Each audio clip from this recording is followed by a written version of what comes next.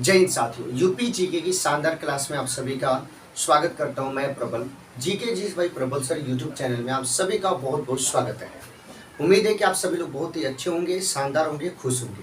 तो अभी जब तक कि मैंने आपको बताया था कि डिजिटल बोर्ड सही नहीं हो जाता है, तब तक हम आपके और यूपी जीके के जो टॉपिक्स हैं उनको पढ़ने, समझने और जानने की कोशिश करेंगे। जो हम यूपी जीके में अपनी हिस्ट्री की जो टॉपिक को कंटिन्यू कर रहे थे उसको मैंने वहीं पे रोक दिया है, और मैंने बोला था कि आप अपनी कॉपी के लास्ट के 20 पेज आप लोग निकाल लीजिएगा और उसमें इन सारे मिसलेनियस टॉपिक्स को लिखिएगा।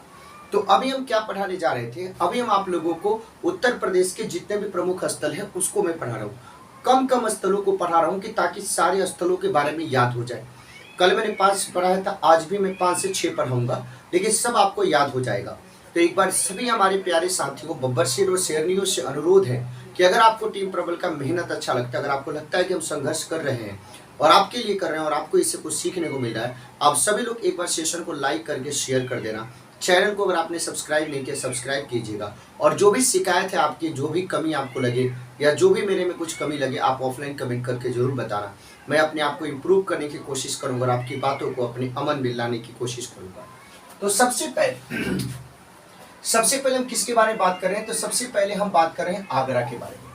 कल जहां तक हमने पढ़ाया था उससे आगे की बात करते हैं। जैसे ही आपके आगरा जेहन में आता है तो आप सब लोगों को याद आता होगा कि इसकी स्थापना 1504 में किसके द्वारा करी गई थी?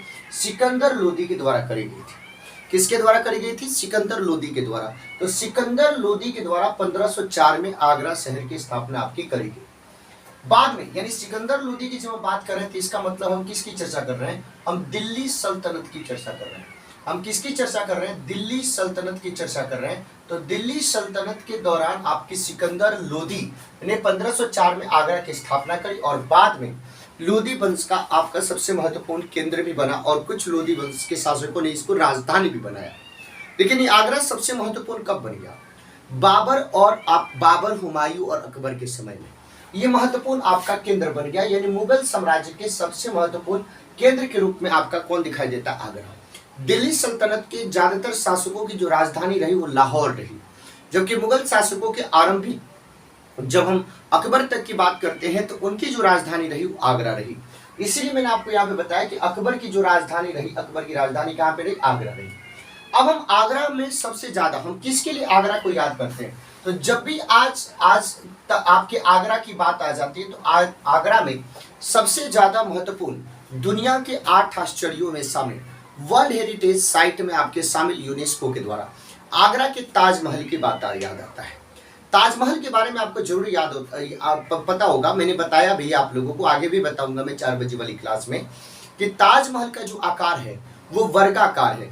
तो वर्गाकार का मतलब क्या होता है? जिसकी लंबाई और चौड़ाई दोनों के दोनों आपके बराबर हो, यानी आकार इसका चारों तरफ से आपको सेम दिखेगा।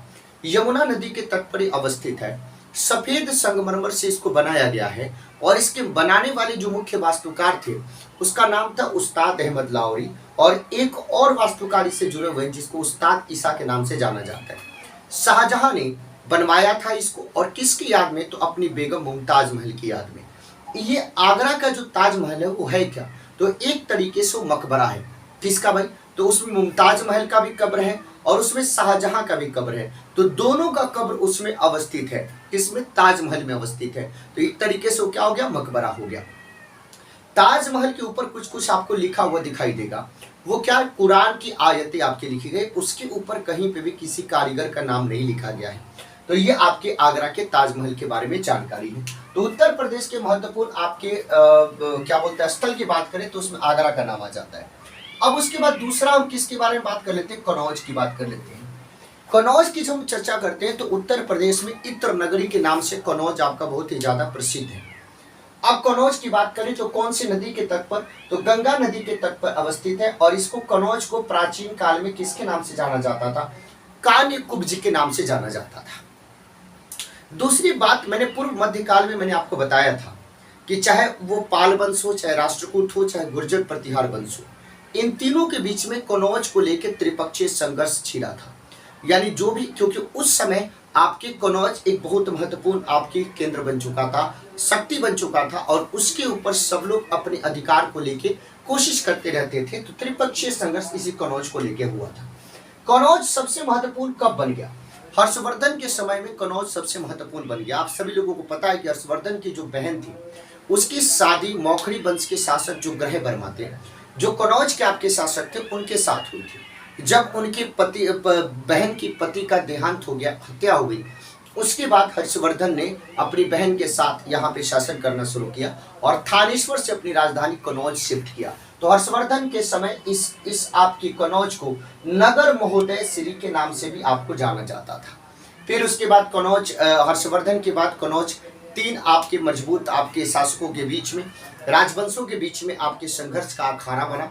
उसके बाद जब हम यहाँ पे बात करते हैं तुर्क आक्रमण की बात करते हैं, मुस्लिम आक्रमण की बात करते हैं, तो महमूद गजनवी के बाद कौन आया? गोरी आया। और गोरी ने जब यहाँ पे आक्रमण किया तो गोरी के आक्रमण के समय यानी 1194 ईस्वी की घटना के समय इस कनौज का जो शासक था उसका नाम क्या था? जयचंद। और कौन से वंश के आपके शासक थे? तो गहरवाल वंश के शासक थे। और उसके दरबार में दो प्रसिद्ध विद्वान रहा करते थे, एक का नाम था राजशेखर और दूसरे का नाम क्या था? भवभूति। एक का नाम क्या था? राजशेखर, दूसरे का नाम क्या था? भवभूति।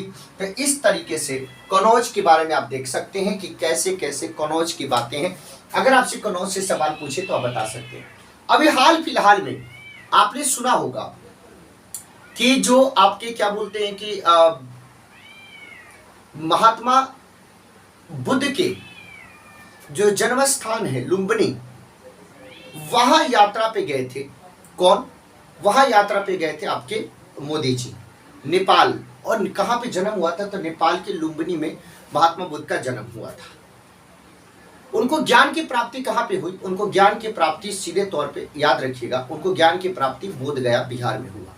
उन्होंने प्रथम उपदेश कहां पे दिया? तो उन्होंने दिया आपके उत्तर प्रदेश के सारनाथ में। और उनकी महापरिनिर्वाण यानी देत की जब हम बात करते हैं तो कहां पे हुआ? तो ये हुआ उत्तर प्रदेश के कुशीनगर में हुआ, कसिया नामक गांव में हुआ।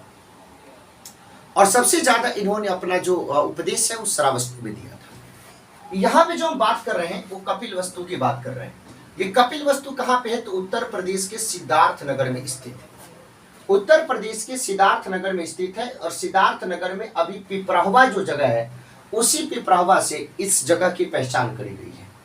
और ये कपिल वस्तु क्या था? तो बुद्ध काल में साक्य गणराज्य, और यही साक्य गणराज्य जिससे महात्मा बुद्ध आपके बिलोंग करते थे। इनके बचपन का नाम सिद्धार्थ था और इनके पिता जो थे उनका नाम क्या था? सुधोधन। वो सुधोधन इसी आपके राज्य की राजा थे। और इससे जो कपिल वस्तु थी वो साक्य गणराज्य की क्या थी? राजधानी थी। और उसी साक्य गणराज्य के राजा सुधोधन जिनके यहाँ पे सिद्धार्थ का जन्म हुआ था, जो बाद में चल के महात्मा बुद्ध के नाम से प्रसिद्ध हुए। और इसी कपिल वस्तु में कुषाण कालीन आपके सिक्के भी आपके प्राप्त हुए हैं। तो ये कपिल वस्तु क्या है? तो जिनके मतलब महात्मा बुद्ध के पिता का वो राज्य है, महात्मा बुद्ध का वो वंश जिससे वो संबंध रखते थे, उससे संबंधित है, कपिल वस्तु संबंधित है। अब कौन सा आ जाता? अब आ जाता काम्पिल्य। काम्पिल्य की बात करें तो उत्तर प्रदेश के फर्रुखाबाद में गंगा नदी के दाएं तट पर काम्पिल्य अभी भी स्थित है। जब महाजनपद काल की बात करते हैं तो महाजनपद काल में काम्पिल्य आपके दक्षिण पांचाल की राजधानी हुआ करती थी। किसकी राजधानी हुआ करती थी? दक्षिण पांचाल की राजधानी हुआ करती थी। महाभारत काल आते आते ये दक्षिणी जनपद की राजधानी बन गई महाभारत काल में। अब ये काम्पिल्य की बात करें तो काम्पिल्य बहुत ही महत्वपूर्ण प्लेस आपको बताया जाता है। हम जैन तीर्थंकर विमलनाथ की बात करें, महासती द्रौपदी की बात करें, या अर्जुन के गुरु द्रोणाचार्य की बात करें, इन सब महान आपकी हस्तियों की, इन सब महान व्यक्तियों की ये जन्मस्थली भी रही है काम्पिल्य। द्रौपदी चूंकि यहीं से बिलोंग करती थी तो इनका जो स्वयंवर था जिसमें आपके अर्जुन ने भी पार्टिसिपेट किया था और कर्ण ने भी पार्टिसिपेट किया था, जिसमें आपको क्या करना था? जिसमें आपको पानी में देख के, नीचे देख के, जलाशय में देख के उस मछली को ऊपर तीर से मारना था, उसकी आंख में मारना था। तो अर्जुन ने इस काम्पिल्य में जीत के द्रौपदी को लाया था। बाद में वो अपनी माँ के पास बोले, माँ ने बोला कि देखो माँ, तुम्हारे लिए कुछ लेके आए हैं। उनकी माँ ने बोला कि जो भी लेके आए हो पांचों भाई आपस में बांट लो, बांट लीजिए। अब माँ ने बोल दिया। अब भाई जो बोल दिया तो पहले क्या होता था कि रघुकुल रीत सदा चली आई, प्राण जाए पर वचन न जाए। अब चूंकि उनके मुंह से निकल गया था, कुंती माता कुंती के मुंह से निकल गया था, तो माँ कुंती उसको वापस नहीं ले सकती थी, जिसके चलते द्रौपदी ने पांचों पांडवों के साथ शादी करी और पांचों की पत्नी आपकी बनी। तो ये वराहमिहिर जो बहुत महत्वपूर्ण ज्योतिषाचार्य रहे, वराहमिहिर का जन्मस्थली भी है। कामपिल्ली भी आप लोग समझ गए। अब देखिए कड़ा, ये बार बार मैं आपको जब मॉडर्न हिस्ट्री पढ़ाता हूँ या पढ़ाऊंगा तो मैं उस समय कड़ा को डिस्कस करता हूँ। कड़ा क्या है? तो ये कड़ा उत्तर प्रदेश की कौशाम्बी जनपद में स्थित है। उत्तर प्रदेश के कौशाम्बी जनपद में गंगा नदी के तट पर, गंगा नदी के तट पर अवस्थित है। और आपको बताया जाता है कि जब जलालुद्दीन फिरोज खिलजी आपके खिलजी वंश का शासक था, तो उसका जो भतीजा और दामाद था अलाउद्दीन खिलजी, वो उस समय कड़ा का क्या था? सूबेदार था। और इसी कड़ा में आपके जलालुद्दीन फिरोज खिलजी आया और उसकी हत्या अलाउद्दीन खिलजी के द्वारा करके खिलजी वंश का खुद क्या बन गया? सुल्तान बन गया। यही वो कड़ा है। मोहम्मद बिन तुगलक की बात करते हैं, मोहम्मद बिन तुगलक की, तो मोहम्मद बिन तुगलक ने क्या किया? कड़ा में स्वर्गहारी की स्थापना करी थी। क्या भाई? स्वर्गहारी की स्थापना कड़ा में करी थी। उसके बाद जो आपके सलीम, जो अकबर का पुत्र था, जिसको अकबर ने सलीम चिश्ती से प्रभावित होकर उसका नाम सलीम रखा था, और बाद में जहांगीर के नाम से प्रसिद्ध हुआ, जिस जहांगीर का मतलब होता है विश्व विजेता। तो बताया जाता है कि 1602 में जब अकबर के विरुद्ध में उसने विरोध किया और जब उसका सामना करना पड़ा तो कड़ा दुर्ग में उसने शरण लिया था, अपने आप को यहाँ पे बचाया था। 1765 में जब इलाहाबाद की संधि हुई तो जो मुगल सम्राट शाह आलम थे, उसने ईस्ट इंडिया कंपनी को ये कड़ा सौंप दिया। और संत मलुक दास की बात करें तो संत मलुक दास का भी जन्म इसी इलाहाबाद के समीप आपके कड़ा में हुआ था। तो कड़ा की बात करें तो उत्तर प्रदेश के वर्तमान में कौशाम्बी जनपद में स्थित है, गंगा नदी के तट पर अवस्थित है। अलाउद्दीन खिलजी इसका सूबेदार था जलालुद्दीन फिरोज खिलजी के समय में। मोहम्मद बिन तुगलक ने यहाँ पे कड़ा में एक स्वर्गहारी नामक स्थल की स्थापना करी थी। सलीम जब यहाँ पे अकबर का विरोध कर रहा था तो उस दौरान उसने यहाँ पे शरण लिया था।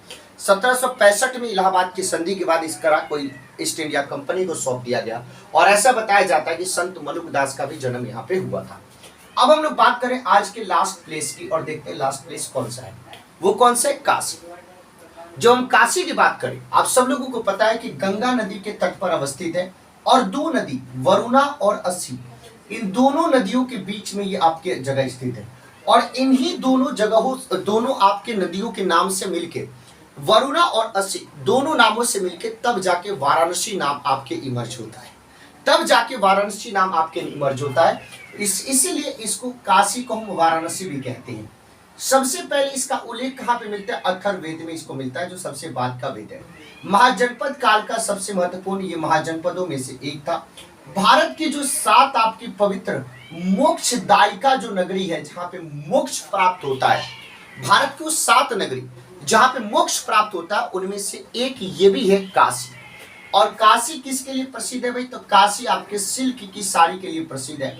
और काशी में गंगा पर टोटल कितने घाट है? 84 घाट है, इसीलिए इसको 80 घाट भी कहा जाता है। और यहाँ पे बाबा विश्वनाथ का मंदिर भी है। तो इस तरीके से आप इसको देख सकते हैं। तो काशी उत्तर प्रदेश का महत्वपूर्ण सांस्कृतिक केंद्र आप लोग देख सकते हैं, वरुणा और 80 नदियों के बीच में आपके अवस्थित है। और इसको वाराणसी भी कहा जाता है। और इसी वाराणसी से आपके अशोसेन थे, राजा अशोसेन, और उसी अशोसेन के पुत्र थे आपके कौन? तो जैन धर्म के 23वें तीर्थंकर पार्श्वनाथ, जिन्होंने 4 आपके व्रत की बात बताई थी, 4 व्रत की शिक्षा उन्होंने दिया था। महाजनपद काल के प्रमुख आपके महाजनपद है। सबसे पहले इसका उल्लेख अथर्ववेद में मिलता है। भारत के जो 7 पवित्र मोक्षदायिका जो नगरी है, उसमें इसका भी नाम आता है। सिल्क की साड़ी के लिए प्रसिद्ध है। काशी में गंगा पर 84 घाट स्थित है और प्रमुख दर्शनीय स्थल में। तो आज हमने डिस्कस किया आगरा के बारे में, कनौज के बारे में, कपिलवस्तु के बारे में, कामपिल्ली के बारे में, कड़ा के बारे में, काशी के बारे में। हमें उम्मीद है कि आप सभी लोगों को आज ये पूरा स्थल याद हो गया होगा, कल का भी याद हो गया होगा। और धीरे धीरे 3-4 दिनों में हम सारे उत्तर प्रदेश के प्रमुख स्थलों को खत्म कर देंगे, ताकि यहाँ से कोई भी सवाल आपके पेपर में पूछे तो आप उसको सही टिक करके आइएगा। तो उम्मीद है कि जितने भी बच्चे पढ़ने वाले हैं वो बिना एक्सक्यूज के और बिना किसी बहाने की क्लास को रेगुलरली खूब अच्छे से देख रहे हैं। एक दिन भी आपकी यूपी जीके की क्लास बंद नहीं होती है। करंट अफेयर की जो क्लास एक दिन नहीं भी चलती है तो आप परेशान मत होना, क्योंकि उस दिन के न्यूज को अगले दिन में कवर करा देता हूँ। लेकिन क्लास एक दिन ना चले अलग बात है, लेकिन एक दिन का भी न्यूज आपका नहीं छूटेगा, ये मैं आपको विश्वास दिलाता हूँ। अगर आपको आज का मेहनत, आज का सेशन पसंद आया है तो सभी लोग एक बार सेशन को लाइक करके इस सेशन को अपने सभी यूपी के एग्जाम्स की तैयारी करने वाले बच्चों के बीच में शेयर करना चैनल को सब्सक्राइब करके हमें और टीम प्रबल के हाथ को मजबूत करना। आप सभी साथियों का बहुत बहुत धन्यवाद। कभी भी कोई गलती हुई हो तो आप अपने परिवार का सदस्य समझ के माफ करना। आप लोगों के लिए निरंतर हम मेहनत कर रहे हैं, निरंतर हम कोशिश कर रहे हैं। जो भी ईश्वर ने क्षमता दिया उसका भरपूर हम प्रयोग कर रहे हैं। बाकी आपके दिल में और आपके दिमाग में हम अपना जगह बना पाते हैं नहीं बना पाते, वो आपके ऊपर डिपेंड करता है। लेकिन मेरे हिस्से का जो मेहनत है हमें करना है और वो मैं करते रहूंगा, वो थकूंगा नहीं, रुकूंगा नहीं। चाहे ईश्वर कोई भी परीक्षा लेना चाहते हैं, परिस्थिति कोई भी परीक्षा लेनी चाहती है, समय कोई भी परीक्षा लेना चाहता है, ना मेरा धैर्य जवाब देगा, ना मेरा संकल्प जवाब देगा, ना मेरा उत्साह जवाब देगा, ना मेरा जोश ठंडा होगा। आप सभी का बहुत बहुत प्यार इस परिस्थिति में साथ और सपोर्ट करने के लिए। Thank you so much. जय हिंद साथियों।